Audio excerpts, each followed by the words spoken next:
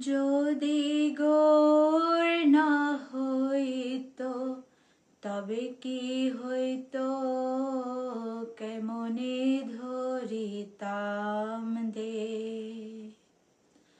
যদি গৌর না হইতো তবে কি হইতো, কেমনে ধরিতাম দে। যদি গৌর না হইতো, সাধকগণ অটল দেশের সাধনা কিভাবে করতেন যদি গৌর না হতো? প্রকৃতিকে সঙ্গে নিয়ে বিন্দু রক্ষা কিভাবে করতেন? বা সুটল দেশের সাধনাও কিভাবে করতেন? সুটল সুটল সকলেতে কয়, সুটল কেমন বাণী, আপনার রস আপনি সেবয়, সেই তো সুটল বাণী। প্রকৃতির অতি করে ঊর্ধ্বগতি, মণিপুরে লয়ে রাখি, মেরুনাল হয়ে সহস্রারে গিয়ে রস হয় শতমুখী। সাধকগণ এ সাধনাও কিভাবে করতেন যদি গৌর না হতো? তাই যদি গৌর না হইতো তবে কি হইতো, কেমনে ধরিতাম দে। রাধার মহিমা প্রেম রস সীমা, জগতে জানাত কে।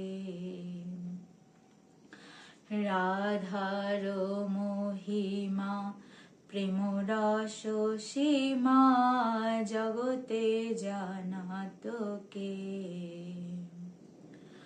বলি কে জানাত রাধার মহিমা প্রেম রস সীমা, জগতে জানাত কে। মধুর বৃন্দা বিপিন মাধুরী, প্রবেশ চাতুরী সার। বড় যুবতী ভাবের ভকতি, শকতি হইত কার। বড় যুবতী গোপী ভাবের ভক্তি কার শক্তি ছিল, কার সামর্থ্য হতো গোপী দেহ তৈরি করার যদি গৌর না হইতো? তাই পদকর্তা বলছেন, বড় যুবতী ভাবের ভকতি, শকতি হইত কার। গাও পুন পুন গৌরাঙ্গের গুণ, গাও পুন পুন গৌরাঙ্গের গুণ, সরল করিয়া মন। আমার শ্রীমান মহাপ্রভু গৌর সুন্দর, বোকার জন্য নয়, সরলের জন্য। তাই গাও পুন পুন গৌরাঙ্গের গুণ, সরল করিয়া মন। এ ভব সাগরে এমন দয়ালু, না দেখি একে জন। এ ভব সাগরে এমন দয়ালু, না দেখি একে জন।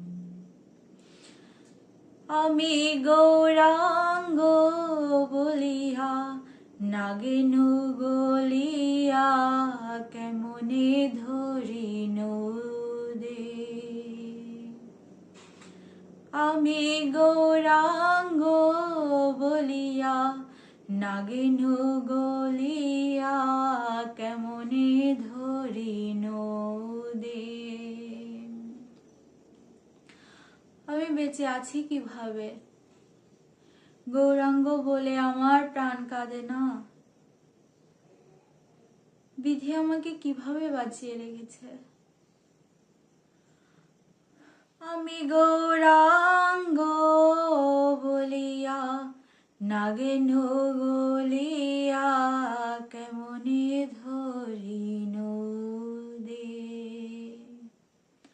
বাসু ঘোষের হিয়া পাষাণ দিয়া বিধি কেমন গড়িয়াছে। মহাপ্রভুর পারিষদ রায় রামানন্দের ন্যায় রসিক চূড়ামণি বাসু ঘোষ, পদকর্তা বাসু ঘোষ তার দৈন্যতা প্রকাশ করছে তার পদে। বাসু ঘোষের হিয়া পাষাণ দিয়া বিধি কেমন গড়িয়াছে। যদি গৌর না হইত তবে কি হইত কেমনে ধরিতাম